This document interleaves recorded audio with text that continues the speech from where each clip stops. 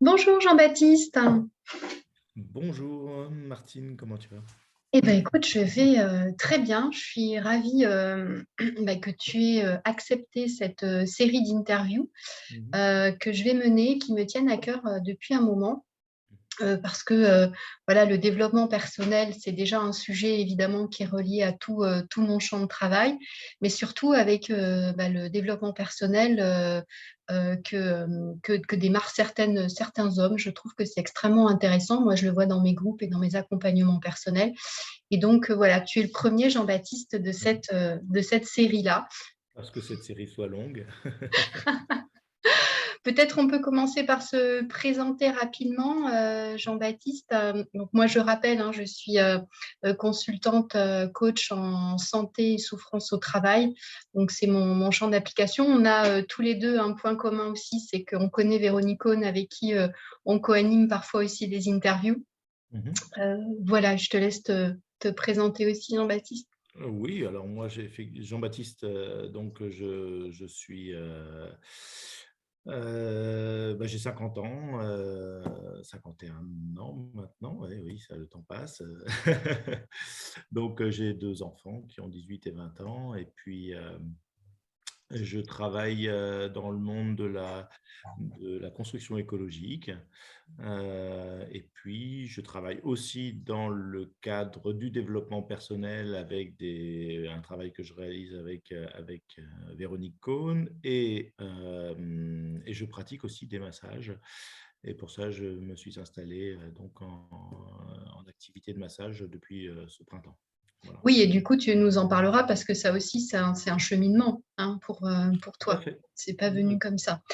Bah écoute, Absolument. super. Merci beaucoup, Jean-Baptiste. Alors, effectivement, l'idée, c'est qu'on puisse aussi montrer justement le chemin du développement personnel. Et puis, en plus, le développement personnel, ça veut un peu tout et rien dire. Euh, c'est vrai que ça serait intéressant aussi qu'on le définisse. En tout cas, moi, tel que je le vois, c'est un accomplissement, c'est à un moment donné un art de vivre, de se dire, je me questionne pas de la même façon, je me pose pas les mêmes questions. Je regarde un petit peu plus mes actions, que ce soit dans mon champ personnel, mon champ professionnel. Et du coup, peut-être que je réagis aussi un peu différemment. On voit quand même, à moi qui travaille aussi avec beaucoup de publics différents, je trouve que, enfin vraiment, je trouve que ça se voit quand quelqu'un a travaillé sur lui. Il n'est pas dans la même posture, il pose pas les mêmes questions, il n'est pas toujours en action-réaction. Voilà. Et donc moi, ce qui m'intéresse, bah, c'est que tu puisses nous dire, toi, finalement, ta définition du développement personnel, parce que je sais que pour toi aussi, parfois, c'est un terme qui peut être un petit peu galvaudé ou autre. Et justement, je trouve que ça sera intéressant qu'on commence par ça. C'est quoi pour toi le développement personnel, Jean-Baptiste? Ok, je vais essayer d'y répondre, en tout cas d'apporter ma définition. Euh, Déjà, effectivement, comme tu disais, le mot développement implique quelque part une forme d'expansion, alors que je trouve que, pour moi en tout cas, ça ne me convient pas. C'est plutôt le contraire, c'est plutôt quelque chose qui me rapproche de moi-même. Et donc, quelque part, j'élague de ce qui m'a construit dans mon enfance, dans mon éducation, dans mes croyances, dans mes valeurs. J'élague tout ce qui n'est pas en cohérence avec moi-même. Donc, du coup, finalement, je finis par questionner à la fois des choses que je pratique de façon inconsciente euh, ou simplement parce que c'est comme ça, on fait comme ça. Donc, tiens, on se pose la question, mais pourquoi je fais comme ça? C'est pertinent? Est-ce que j'ai envie de continuer à faire comme ça? Et puis, quelque part, il y a aussi des fois où on sent un peu une dissonance entre ce que l'on vit et puis ce qu'on a envie de vivre. Et on ne sait pas forcément trouver l'outil ou pas l'outil, mais la façon de formuler la chose, hein. On peut se sentir en dissonance dans sa vie de couple, on peut se sentir en dissonance dans sa vie de famille, on peut se sentir en dissonance dans son travail. Et au final, ce qui s'appelle le développement personnel, finalement, qui pour moi est un recentrage sur son axe de gravité, qui permet de se sentir aussi beaucoup mieux parce que finalement, on s'occupe de ses propres besoins. Ouais, on est plus en lien avec ses propres besoins. Et tu le disais au départ, une question aussi du pourquoi aussi, par rapport à tes conditionnements, peut-être, aux conditionnements qu'on a eus dans l'éducation, par exemple. Bah, oui, au-delà des conditionnements. Alors, les conditionnements, on va dire que c'est des informations qui viennent de l'extérieur, mais il n'y a pas que ça. Il y a aussi le fait que de la façon dont nous avons construit nos réactions aux événements extérieurs. Mm, Quand on a 3 ans, 5 ans, 8 ans, 10 ans, ben, face à un manque de quelque chose, face à trop d'autres choses, on va construire des réactions. Donc, ce qui était pertinent quand on était enfant, mm, en mm. situation de vulnérabilité, ben, à 50 ans, il est beaucoup moins pertinent. Cette façon de réagir face à ce type d'événement, Oui, c'est mais ça qu'on alors va pourtant, les gens qui font pas beaucoup de développement personnel, ils vont reproduire ces schémas-là, souvent voilà, Jean-Baptiste, ils parce que c'est du reproduisent. mode automatique. C'est ça, mais c'est pas ce que je veux dire, c'est que c'est pas forcément quelque chose qui leur a été inculqué, mais c'est leur propre construction Mm, qu'ils reproduisent sans en se disant que c'est comme ça, que c'est pas autrement mm, et on se pose pas trop la question de: «Tiens, mais oui, effectivement, d'où ça vient cette chose-là, là, cette façon de réagir aux mm, situations? mm, Est-ce que je peux, l'aborder autrement?» Donc mm, beh, que ce soit une situation amoureuse, que ce soit une situation mm, familiale et cetera, ben, mm. on va avoir tendance à répéter les choses qu'on fait et puis voilà, puis on est convaincu que c'est la meilleure Mm. manière. Tu as un Alors, exemple, Jean-Baptiste, justement, de ta vie? Parce que moi, c'est ça qui m'intéresse, heu que tu puisses nous parler aussi d'un oui, exemple bon, concret. on va dire que si je prends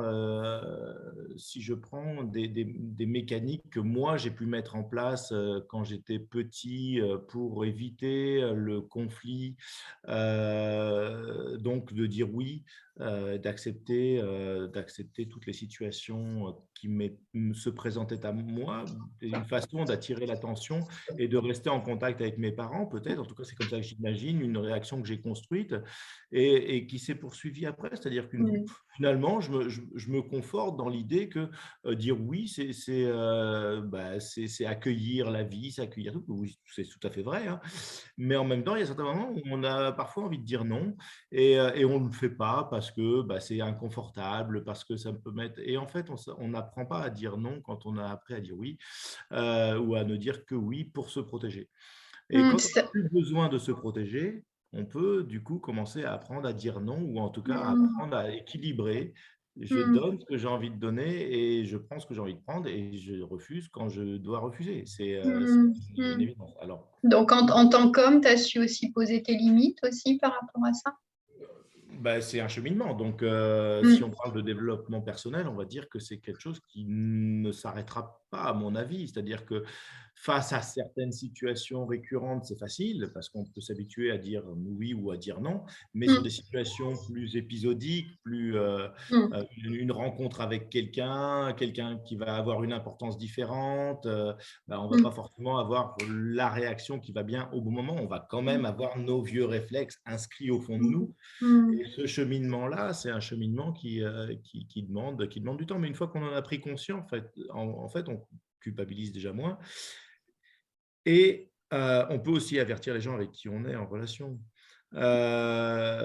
Du coup, eux aussi, ils peuvent, participer quelque part à cette démarche et Mhm. donc voilà, c'est Mhm. l'exemple en tout cas que je pouvais avoir, c'est Mhm. Mhm. personnel, en tout cas, c'est autour de ça, quoi. Mhm. Mmh. Ouais.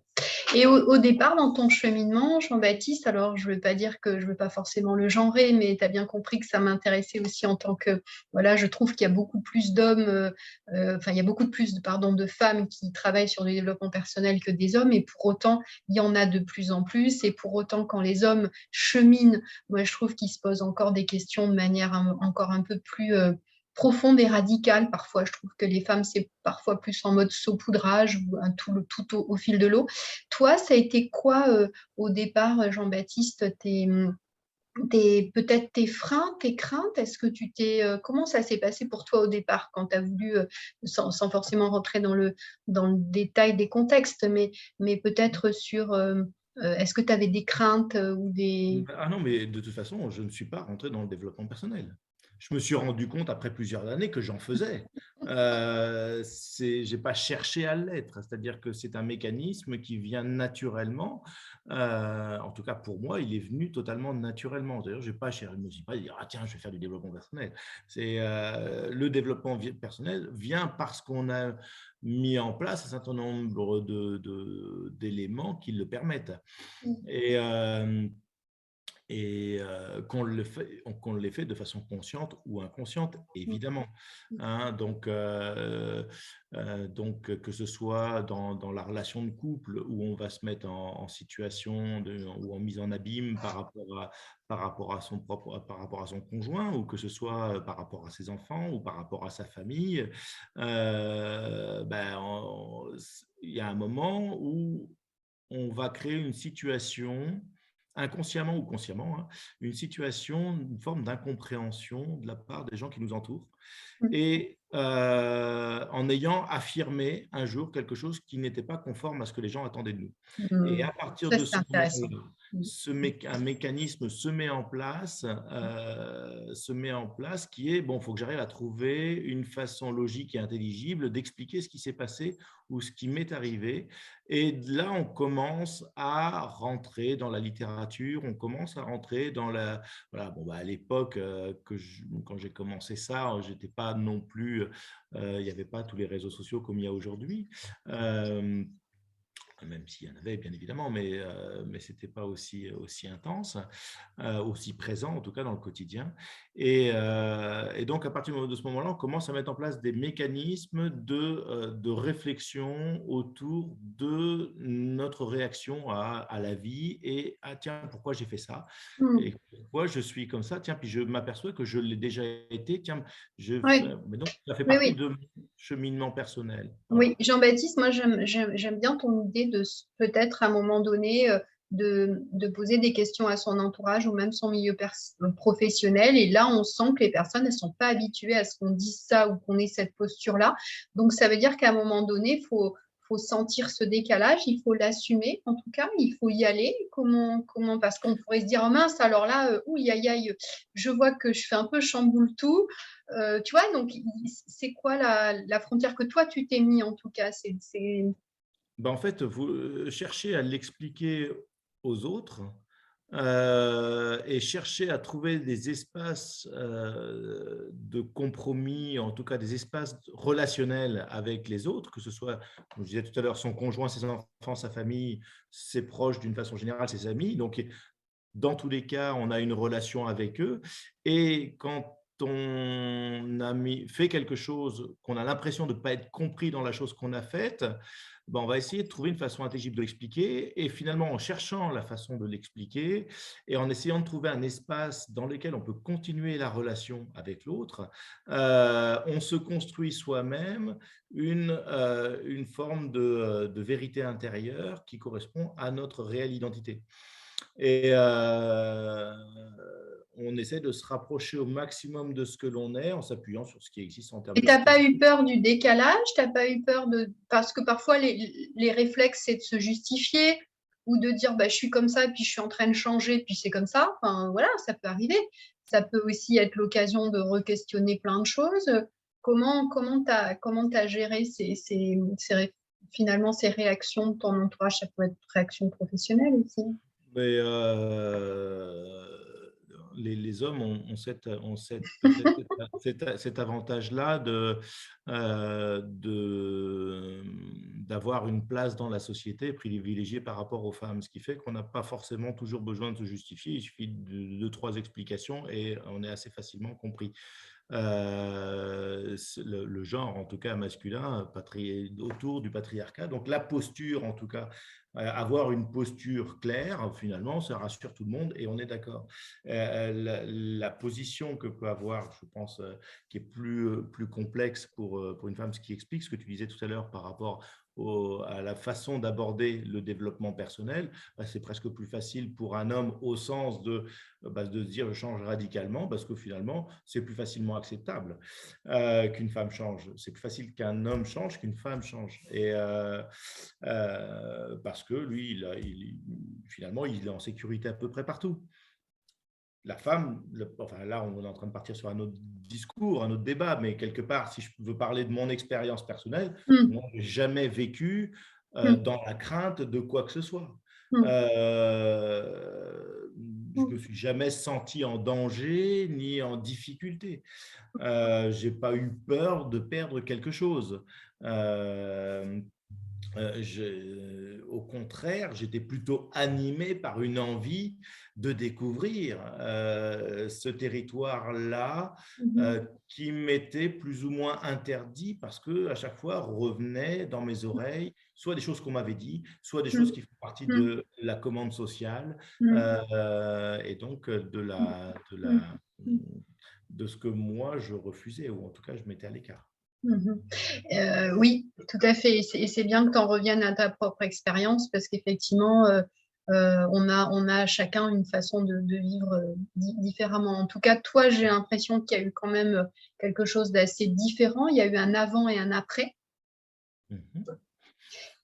Ça a été, il n'y a pas eu un, enfin, non, en tout cas, ça n'a pas été radical. En ce qui me concerne, ça n'a vraiment pas été radical. Ça a été très lent. Ça a pris au moins une dizaine d'années, D'accord. avec des moments où, ah bah tiens, on a l'impression d'avoir trouvé la solution, et puis finalement, le lendemain, ce n'est pas la solution qu'on a trouvée. Il y a des moments où enfin, pas de désespoir, parce que je ne suis jamais arrivé jusqu'au point du désespoir, mais en tout cas de découragement, de se dire, j'y arriverai jamais, c'est impossible. Qu'est-ce qui Pas fait que tu pouvais te dire ça, Jean-Baptiste, hein? parce que Qu'est-ce qui pouvait... le contexte, je ne trouvais pas d'issue à ces situations complexes, humaines, matérielles, où se mélangeait le professionnel, le personnel, le Hmm. familial, Hmm. tout est Ça veut mélangé. dire, Jean-Baptiste, que quand on chemine, et même pendant plusieurs années sur des... Voilà, on réfléchit quand même plus de la même façon quand on fait du développement personnel. Ben, ça veut dire que ce chemin-là, à un moment donné, on peut... Est-ce que tu as l'impression que toi, tu aurais pu revenir comme avant ou tu as l'impression que, même si c'est long et tout ça, mais tu es sur ce chemin-là? C'est ça que je voudrais que Ah ben percevoir. non, clairement, à partir du moment où on Ouais, a commencé le chemin, ouais, on ne retourne pas en arrière. ouais. C'est drôle, Euh, ça, quand même, hein. C'est souvent ça, hein. Mm. on ne peut pas revenir en arrière, ce qui fait que soit on est bloqué dans une forme d'impasse intellectuelle ou sociale qui pousse à faire des ruptures fortes. Donc ça va être ce qu'on va pouvoir retrouver par exemple, en tout cas si je ne parle pas forcément de mon expérience, mais des coming out ou des gens qui partent à l'étranger ou Mm. du ghosting du jour au lendemain. Moi, ça n'a pas été mon cas parce que j'ai une certaine confiance dans la vie et je me dis que si la solution elle n'est pas là, peut-être elle sera là demain. Donc, je reste attaché à mes engagements et assez fidèle aux valeurs qui sont les miennes.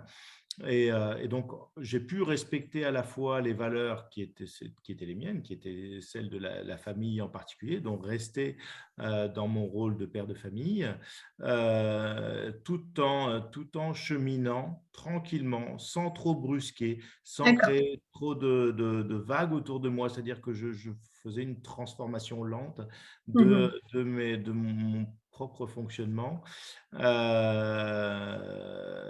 Et en même temps, j'accompagnais mon environnement à l'acceptation D'accord. de quelque part qui je pouvais être demain. Oui, pour que la démarche soit sereine et écologique, en fait, quelque part. Absolument, OK. tout à fait. Est-ce que tu peux nous donner, Jean-Baptiste, des exemples concrets quand même de questionnement, de pratiques? Tu parlais des massages tout à l'heure. Est-ce que tu te fais encore plus davantage confiance? Ça veut dire quoi finalement concrètement pour toi, en tout cas, hein, de faire du développement personnel? Qu'est-ce que ça Euh, change? bon, moi, j'ai d'une part toujours été dans des choses qui m'ont mis un peu en mouvement, c'est-à-dire des choses assez souvent inconfortables à la base. Voilà, je veux dire, moi, fait partie des pionniers du monde de la construction paille. Quand j'ai commencé à parler de la construction paille, alors imaginez bien, c'était il y a 20 ans, les 3 petits cochons, donc tout ça, ça veut dire qu'à un moment, il fallait que je me mette aussi au bord du précipice et en me disant: «Bah, voilà, faut y aller, quoi».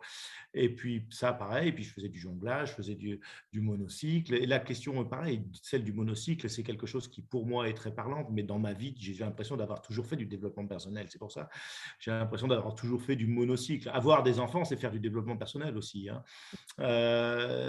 Parce que ça vient chambouler des choses en soi qui sont des valeurs auxquelles on est attaché. Puis, et on se dit, bah, tiens, est-ce que ces valeurs sont si bonnes que ça?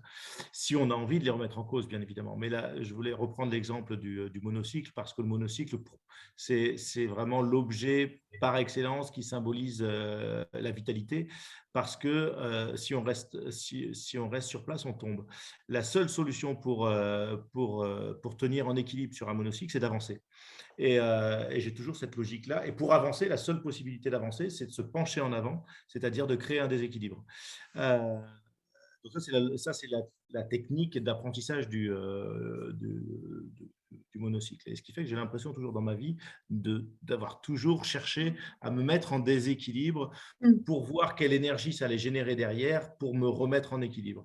Et donc concrètement, dans ma vie, l'essentiel du cheminement que j'ai fait, il va être autour des relations, et en particulier les relations avec d'autres, avec les femmes d'une façon générale. Donc,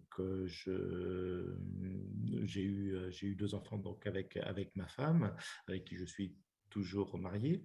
Et puis, mais en même temps, j'ai aussi appris par exemple le tango argentin, Mm. qui est une façon d'être en contact direct avec les femmes. Et ça vient là toucher un point très sensible de la capacité à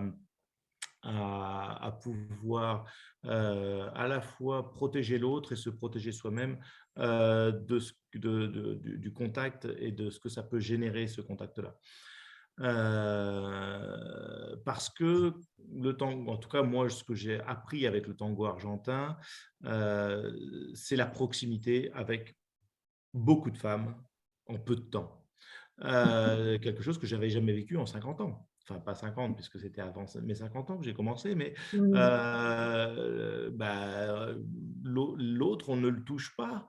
L'autre, on n'a pas de proximité avec l'autre. Ça veut dire, Jean-Baptiste, que dans tous ces cheminements que tu fais, ça peut créer aussi une distance plus sécurisée pour toi et pour l'autre. Enfin, le tango, c'est une image aussi, hein, c'est comme le monocycle, c'est comme. Qu'est-ce que, qu'est-ce que ça change aujourd'hui de faire du développement personnel par rapport au tango, si tu en avais fait il y a 20 ans, par exemple? Non, je pense que le tango fait partie du développement personnel. C'est une façon de faire du développement personnel. Parce que pendant toute ta vie, bah, tu es marié, tu es fidèle, tu ne Mm. t'approches pas des femmes. Donc, et Mm. là, d'un seul coup, tu es en contact poitrine contre poitrine avec des femmes qu'on ne connaît pas, et de tout type, on ne sait même pas leur prénom. Enfin, et donc, arrive un moment où ça, on ne l'apprend pas quand on est jeune, à être en contact direct avec le corps d'une Mm. autre femme. On l'apprend dans Mm. des danses, elles sont rythmées, elles sont calibrées, etc. Mais le tango argentin, ce qu'il y a de particulier, c'est que c'est une danse d'improvisation. Donc, il faut connecter avec l'autre. Et donc, quand on Mm. rentre dans une forme de connexion, on rentre dans une forme d'intimité avec l'autre, interpersonnelle, qui dépasse notre conscience et les Mm. intérêts qu'on peut avoir pour l'autre. Ce qui fait que je dis le tango argentin est une façon de faire du développement personnel Mm. aussi. Mm. Donc cette façon de faire du développement personnel par le tango, en tout cas toi, ce qui te concerne, et c'est génial quand on parle, tu arrives à beaucoup mieux gérer aussi ta relation Tout à avec fait. l'autre, c'est ça? Absolument, Mais absolument. qu'est-ce que ça t'apporte concrètement, même dans ta vie, du parler d'homme aussi, Eh bien, sentimentale? ça apporte la sensation, notamment égoïste ou narcissique, Mm. de se dire que on peut aussi donner du plaisir aux femmes, dans un jeu qui est celui du tango argentin, sur une musique, et qu'on n'est pas obligé quelque part d'aller chercher la séduction, la drague et de vouloir amener l'autre à sa volonté première parce que finalement, on a une satisfaction qui passe par autre chose. Donc à un Et niveau plus élevé, peut-être? à un niveau beaucoup plus élevé et beaucoup plus satisfaisant. C'est-à-dire que je Mmh. pourrais me dire qu'après avoir dansé un week-end dans un marathon ou dans un festival, je pourrais très bien passer 2, 3 jours à être amoureux, mais être amoureux de personne. Mmh. Juste que tous les échanges, tous les contacts, Mmh. toutes les connexions que j'ai Ça vécues t'a pendant ce nourri. Mmh. week-end Mmh. m'ont nourri et ont nourri l'amour qu'il y avait en moi. Donc, Mmh. Mmh. le développement personnel, ça vient aussi développer l'amour qu'on a en nous. Et parce que oui, forcément, pour les hommes, parler d'amour, c'est certainement un des problèmes aussi qui fait que les hommes ne vont peu vers le développement personnel, c'est que ça va toucher la question de l'amour. Et Et l'amour de soi et la fusion avec soi. C'est aussi voilà, ça dont tu parles. sauf qu'aux hommes, on leur apprend pas l'amour, on leur apprend à être d'être forts, d'être, voilà, sécurite, machin, et cetera, mais on leur apprend pas à être dans l'amour. Un peu plus maintenant, mais il y a encore des sociétés où, voilà, et on doit être des superman, Mmh. en toutes circonstances. Mais on n'est pas forcément dans l'amour. Ou alors, si on veut être dans l'amour, il faut être curé. Enfin, en tout cas, être dans l'amour aujourd'hui pour un homme, bah, il n'y a pas forcément de valorisation sociale. Mmh mh. La Mmh femme, mh. oui. Mmh. La Mmh. femme, oui, aime. La femme aime. Ou alors être le Mmh. prince charmant. Mmh. Mais le prince charmant, il n'est même pas dans l'amour. Euh, Non, non, donc, c'est clair. Donc, ça veut dire que le développement personnel te crée aussi ce dépassement de toi, cette relation et cette connexion à l'autre, quelle qu'elle soit d'ailleurs, à un niveau plus élevé. Et ça veut dire au bout du bout un amour de toi. On en parle souvent avec Véronique, hein, la fusion avec l'autre, mais surtout la fusion avec toi aussi. Ça veut dire que la capacité aussi presque à t'aimer davantage, c'est ce que tu exprimes d'ailleurs, dans le bon sens du terme, hein, c'est l'amour de soi. bah, en fait, c'est l'amour de la vie. Donc effectivement, pour aimer la vie, il faut être faut s'aimer soi-même en premier. Et c'est ce qui fait qu'à un certain moment, quand je parlais tout à l'heure de la question de: «Est-ce que je peux dire oui ou est-ce que je peux dire non?» La question, c'est: «Est-ce que je m'aime moi en premier ou est-ce que j'aime l'autre en premier?» Mmh, Et si mmh, j'aime l'autre en premier, l'autre ne peut pas m'aimer moi puisque moi, je ne m'aime pas moi-même. mmh, Donc oui, si je veux survivre, il faut d'abord que je m'aime moi. mmh. Ça, Et c'est ça évident. veut dire du coup aussi d'être en lien avec ses besoins. C'est quand même fondamental, hein, dans une relation, si on ne va pas vers l'autre parce qu'on manque de quelque chose, mais on va vers l'autre parce qu'on a compris nos propres besoins. C'est ça? Quand on a compris ses propres besoins, on est aussi en mesure de pouvoir y répondre. Et donc, on Mmh, n'attend plus que ce soit l'autre qui réponde à nos propres besoins. mmh, Donc, on n'est jamais plus en danger. À mmh, partir du moment où on n'est jamais plus en danger, dans n'importe quel domaine, hein, mmh, on n'est plus dépendant de quoi que ce soit. On n'est plus absolument. en stress Mmh, et mmh, tout va bien dans la vie. mmh. Maintenant, voilà, Ouais. tout le monde ne chemine pas à la même vitesse et de la même manière sur ces sujets. Absolument. Non, c'est super intéressant parce que tu nous amènes aussi sur l'idée de ne pas être dépendant des autres, mais plutôt en interdépendance finalement. Et c'est un sujet qui est hyper important sur le champ personnel et puis professionnel aussi, parce que on peut être aussi en dépendance affective dans son milieu professionnel aussi, tu vois. Donc ça veut dire que toi, ton cheminement personnel, il t'a aidé aussi à, à avoir une juste distance avec l'autre et t'aimer davantage et aimer la vie, hein, c'est ce que tu disais. Oui, et puis ne pas nourrir la dépendance des autres non Mm, plus. mm, mm, Alors ça, c'est beaucoup plus complexe parce qu'on ne sait pas ce qui se passe chez l'autre, hein, dans les mm, mm. relations. Mais,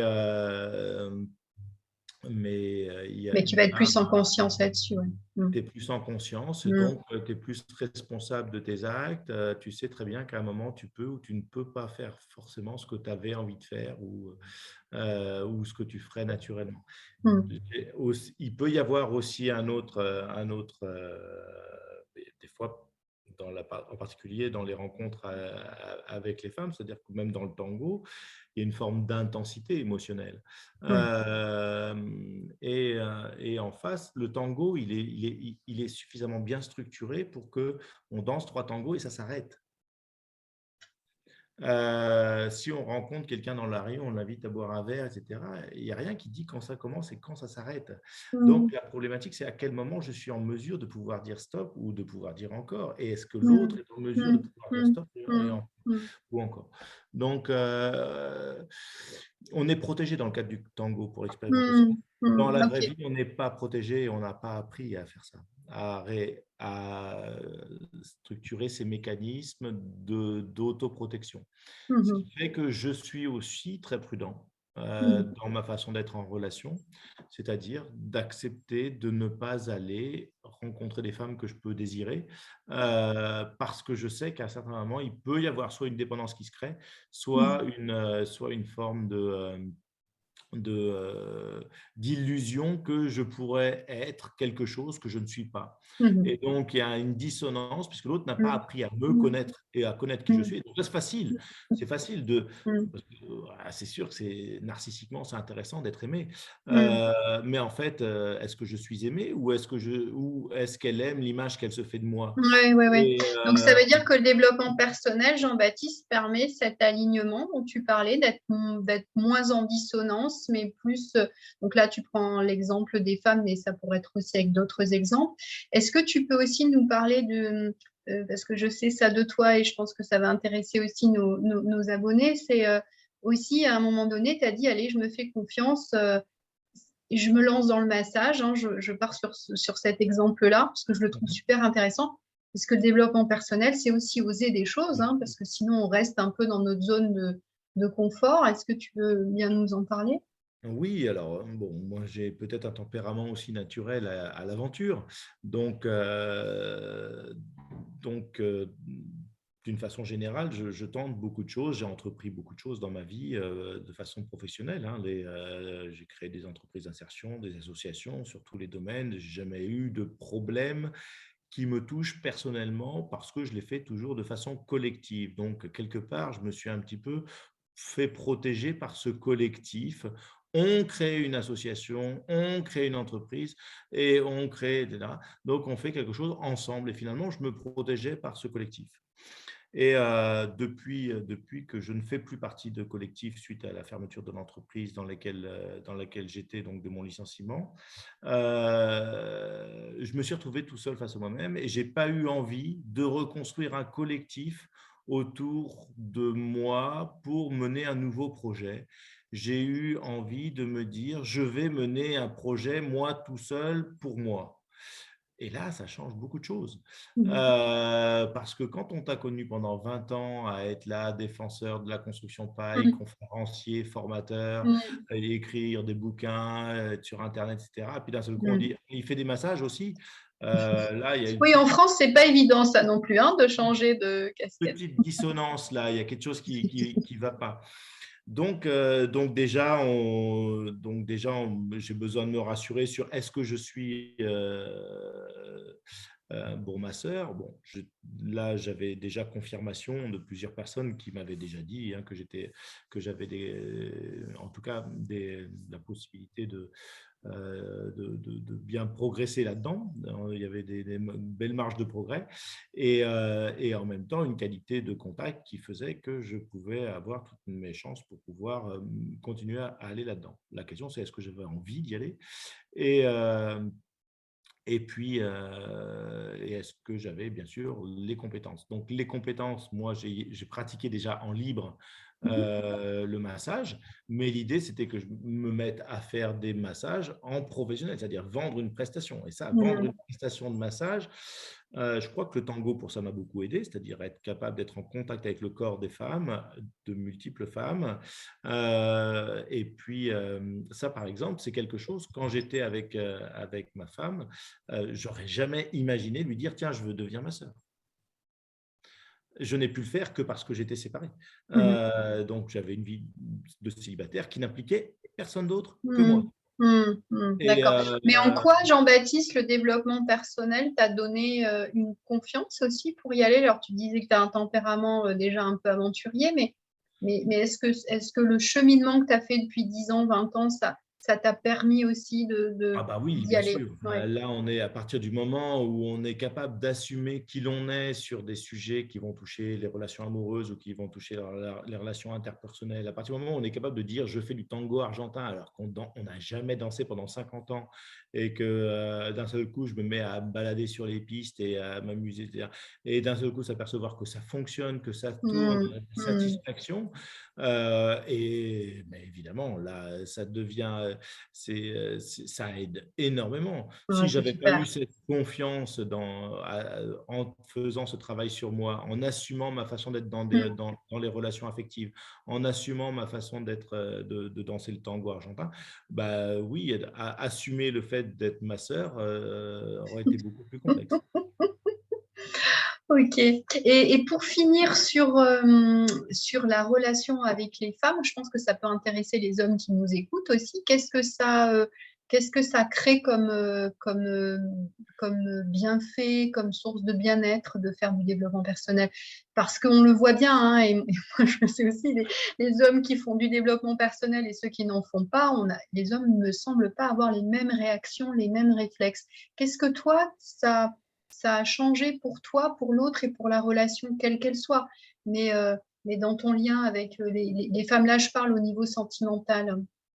Dédramatisation. Clairement, la dédramatisation. On arrête de mettre du drame sur des choses qui ne méritent pas. On arrive à comprendre que l'amour, il est en soi et que l'autre, il peut aller se balader, faire ce qu'il veut et que l'amour, il bouge pas en fait. Les réactions Mm. qu'on peut avoir face à une relation sentimentale, elle est uniquement liée à soi-même et pas à l'autre. Donc du coup, Donc, ça veut dire les peurs baissent. tout redescend et on est capable de partager une relation. Et on est Mm. capable de se dire, et toi, qu'est-ce que tu as envie de partager avec moi? Moi, qu'est-ce que j'ai envie de partager avec toi? Tiens, si on partageait ça ensemble, ok, Mm. ça marche. Et puis voilà, puis si on partage ça, et puis si on partage pas autre chose, ben on partage pas autre chose. Et puis si je partage avec une autre, je partage avec une autre. Du coup, Mm. plus rien n'est grave en soi Mm. et tout devient beau. Mm. Il n'y a plus jamais de drame, c'est-à-dire que on arrive à rentrer dans la subtilité Ça relationnelle. me paraît idyllique, Jean-Baptiste, parce que pour ceux qui nous écoutent, alors moi je suis dans ce bain-là, donc je le comprends, mais comment ça peut être aussi, alors moi j'adore ton idée de dédramatiser, parce que c'est vrai que dans les relations amoureuses, et on le sait bien, et c'est extrêmement complexe, je trouve, de plus en plus. Et effectivement, il y a cette idée de sérieux, de drame, de machin. Mais comment ça peut être idyllique? Parce que si je t'entends, je me dis, waouh, mais du coup, tous les hommes vont faire du développement personnel. Enfin, je veux dire, il y a quand même des moments de doute, il y a quand même des. C'est pas si simple, c'est pas Ah non bah plus non, la panacée, c'est pas non plus. ah bah, et puis ça prend du temps pour arriver à ça non, aussi. Ouais. Hein. C'est-à-dire faut avoir confiance en soi, il faut avoir confiance en l'autre, il faut arriver à trouver une façon de l'exprimer. Et même quand je rencontre des personnes qui sont sur ce chemin, je peux arriver à évaluer à quel niveau, sur l'échelle de Richter, de la liberté, de la maturité amoureuse, quelque part. Hein. Moi, Mm. je considère aujourd'hui que les fervents partisans du mythe de l'amour romantique, pour moi, ils sont au niveau 1 de la maturité amoureuse. Mm. Mm. Ou maturité sentimentale, j'ai envie de dire. Et pourtant, sont très souvent des personnes qui sont en mesure de me donner des leçons et de me dire, mais c'est parce que tu n'as pas connu le vrai amour. Mm. Et, et en fait, bah, c'est quoi le vrai amour? Moi, le vrai amour, il est là, il est au fond de moi et il ne concerne personne que d'autre que moi. Et Mm. par contre, j'ai des relations avec plusieurs personnes qui partagent ou voilà, une forme amicale, amoureuse ou autre.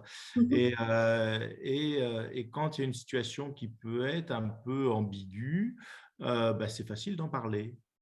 Oui, c'est C'est ça, ça facile de dédramatise. discuter. Ça On veut dire est, qu'il n'y a pas, il y a pas, il y a pas autant de tabous que quand on ne fait pas de développement personnel. quand on fait en Le tout cas, quand regard on que fait du tu me fais. développement personnel, il y a une chose qui est fondamentale quand on fait du développement personnel, c'est qu'il faut être honnête avec soi-même. Hmm. Il ne faut pas se mentir.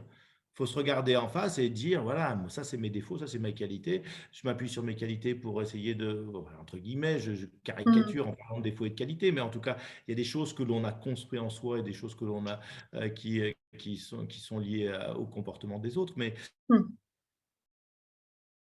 voilà mes points forts, mes points faibles, on les appelle Mmh. comme on veut. Mmh. Donc Euh, être plus en vérité, plus en authenticité? Absolument, on est en totale vérité avec soi-même en premier lieu. C'est la première des choses à faire quand on fait du développement personnel, c'est de Mmh. chercher à être en vérité avec soi-même. Et puis Mmh. après, Mmh. ben, ça devient facile d'être en vérité avec les autres.